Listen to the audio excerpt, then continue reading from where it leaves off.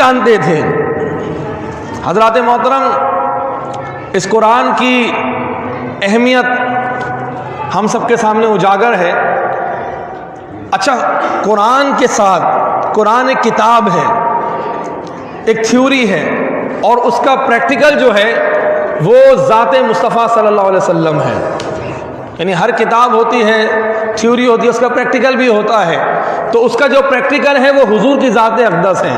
اگر اللہ تعالیٰ قرآن میں فرماتا ہے کہ اطیعوا اللہ و اطیعوا الرسول، لوگوں اللہ کی اطاعت کرو اور رسول اللہ کی اطاعت کرو۔ حضرات محترم، ایسے لوگ کہ جو صرف اور صرف قرآن قرآن کہتے ہیں اور حضور کی حدیث کی طرف جو ہے وہ توجہ نہیں کرتے، حضور کا فرمان یاد رہنا چاہیے۔ حضور نے فرمایا، لوگوں الا انی اوتیت القرآن ومثلہ معہ، خبردار لوگوں، مجھے قرآن عطا کیا گیا اور قرآن کے مثل مجھے ایک اور چیز عطا کی گئی، اور وہ دوسری چیز کیا تھی؟ وہ حدیث مبارکہ تھی، وہ وما ینطق عن الہوی ان هو الا وحی یوحی، کہ میرے محبوب آپ اپنی مرضی سے بولتے ہی نہیں ہیں، بلکہ جب بھی فرماتے ہیں وہ وحی الہی ہوا کرتی ہے۔ تو قرآن کی بھی اہمیت ہے اور حضور علیہ الصلوۃ والسلام کی حدیث کی بھی اہمیت ہے۔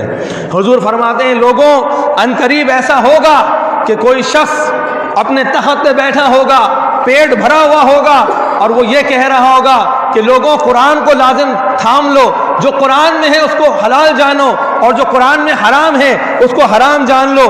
لوگوں اس بات کو جان لو، جس طرح اللہ تعالیٰ نے تمہارے اوپر بعض چیزوں کو حرام کیا ہے، اس سے زیادہ چیزوں کو حضور علیہ الصلوۃ والسلام کی حدیث کے ذریعے جو ہے لوگوں پر حرام کیا گیا ہے۔ حدیث کی اپنی اہمیت ہے۔ حضرات محترم، اس کے بعد ان دو تین احادیث کو بیان کرنے کے بعد سیدی اعلیٰ حضرت امام اہل سنت نے ایک بالکل واضح دلیل عطا فرمائی کہ حضور کی اطاعت کیا ہے۔ فرمایا، میرے محبوب جو آپ کی احادیث کو اہمیت نہیں دیتے یا آپ کی سنت کو اہمیت نہیں دیتے، ان کا حال کیا ہے؟ فلا وربک لا یؤمنون حتی یحکموک فیما شجر بینہم، یہ قرآن کی آیات ہے۔ محبوب آپ کے رب کی قسم، رب چاہتا ہے ایسے بھی قسم کھاتا، مجھے اپنی ذات کی قسم، مجھے اپنی عزت کی قسم، لیکن رب تعالیٰ قسم کھا رہا ہے تو محبوب کے واسطے سے کھا رہا ہے۔ فرما رہا ہے، میرے محبوب آپ کے رب کی قسم جو وہ خود ہے، آپ کے رب کی قسم، ان میں سے کوئی شخص اس وقت تک مومن ہو ہی نہیں سکتا جب تک اپنے آپس کے معاملات کے اندر آپ کو حاکم نہ بنا لے، اور جو بھی فیصلہ کرے آپ کے حکم کے مطابق ہو، اور جب وہ فیصلہ ہو جائے اپنے دلوں کے اندر کوئی تنگی محسوس نہ کرے، اور محبوب جان عالم صلی اللہ علیہ وسلم کے ہر حکم کے اوپر اپنا سر جو ہے وہ تسلیم خم کر دے۔ اس چیز کا نام غلامی مصطفیٰ ہے۔ نعرہ تکبیر، نعرہ رسالت۔ تو حضرات محترم، اب ان قرآن مجید کی آیتوں کے بعد یہی پتہ چلتا ہے، اور اگر مزید دیکھیں اللہ تعالیٰ ارشاد فرماتا ہے، وما آتاکم الرسول فخذوہ وما نہاکم عنہ فانتہوا، لوگوں جس چیز کا تمہیں رسول پاک صلی اللہ علیہ وسلم حکم دیں اس کو کر لو، اور جس چیز سے منع کریں اس سے رک جاؤ۔ اللہ تعالیٰ قرآن میں فرماتا ہے، وَأَطِيعُوا اللَّهَ وَأَطِيعُوا الرَّسُولَ وَأُولِي الْأَمْرِ مِنْكُمْ، لوگوں اللہ کی اطاعت کرو، رسول اللہ کی اطاعت کرو، اور اولی الامر یعنی علماء فقہا کی اطاعت کرو۔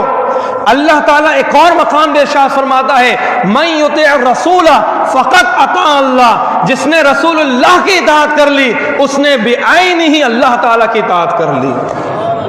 اب یہاں پر اعلیٰ حضرت کی وہی تعلیم ہمارے سامنے آتی ہے کہ باخدا خدا کا یہی ہے در، نہیں اور کوئی مفر مقر، جو وہاں سے ہو یہیں آ کے ہو، جو یہاں نہیں وہ وہاں نہیں۔ اگر اللہ تعالیٰ کی معرفت چاہیے، اگر اللہ تعالیٰ کا قرب چاہیے، اس کی محبت چاہیے، اس کی بارگاہ میں جو ہے وہ قربت چاہیے، تو پھر وہ راستہ حضور علیہ الصلوۃ والسلام کی سنت مبارک کا ہے۔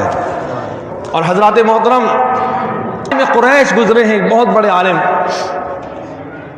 امام شافعی علیہ رحمہ۔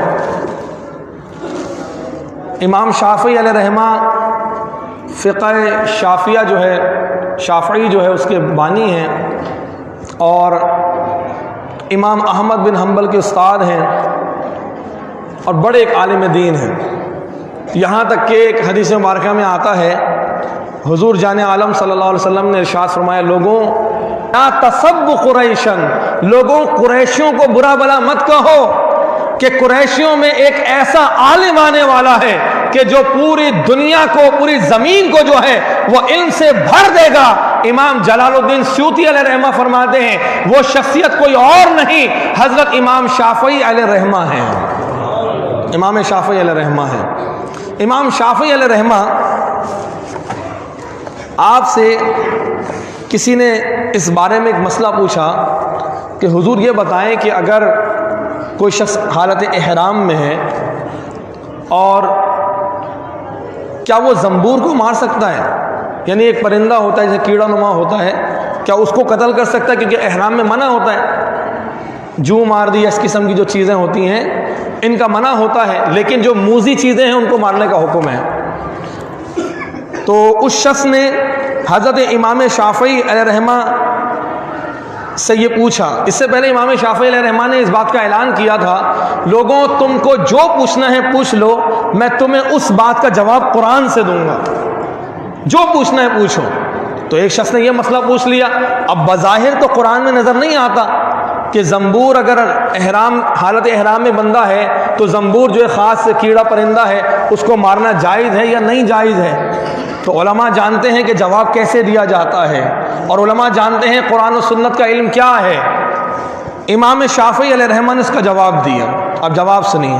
آپ فرماتے ہیں بسم اللہ الرحمن الرحیم وما آتاکم الرسول فخذوہ وما نہاکم عنہ فانتہوا. پھر فرماتے ہیں ان النبی صلی اللہ علیہ وآلہ وسلم اقتدوا بالذین من بعد ابو بکر و عمر. اس کا ترجمہ یہ ہے کہ اللہ کے نام سے شروع جو بڑا مہربان نہایت رحم والا.